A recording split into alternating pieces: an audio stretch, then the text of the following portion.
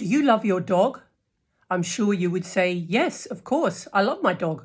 I tell my dog I love you 100 times a day. I pat my dog and stroke my dog and cuddle my dog all of the time. All right, next question. Can dogs feel human emotions? Yes, everybody says yes. Okay, yes, they can, and not only that. Here's the rub. Dogs can't escape our emotions. They are in a house with us and our emotions. They are very likely to mirror your emotions or even act them out. Now, all of us have had bad things happen to us in our lives. All of us have needed reassurance. All of us have fallen apart at some point and really needed something, someone, something to help us. However, dogs cannot handle the pressure of human emotion at the level that people are currently putting onto dogs. I'm not talking about service or assistance dogs that are there.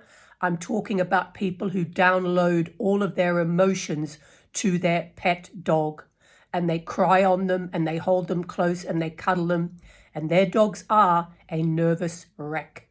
They cannot process this. They do not know why this is happening.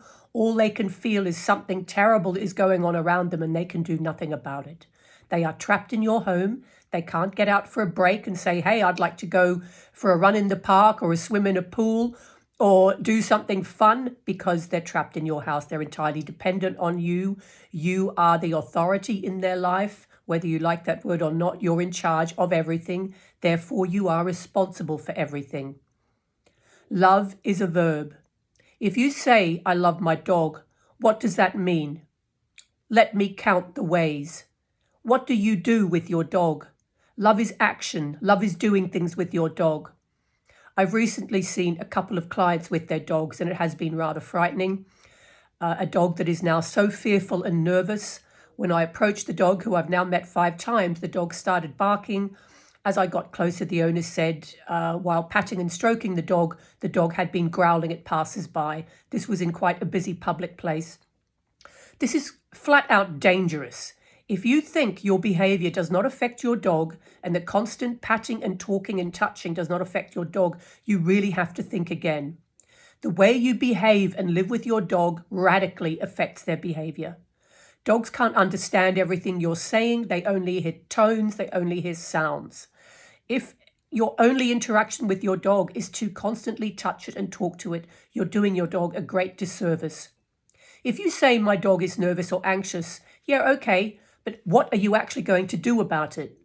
Dogs that roam, free-roaming dogs, wherever they may live, do not exhibit all of the nervous wreck behaviors we see around us all the time. All of the neurosis, all of the anxiety, all of the clinginess, all of that. They don't. So you have to think about your own behavior and be prepared to change it. Dogs need guidelines. They need instructions. They need a coach in their life. If you're a sports coach, you're not running, stroking and patting the nervous child who fell over on the field. You're not ruffling their head and constantly touching them and talking to them. You're actually being constructive and helping them move forward. That's what you need to do with your dog.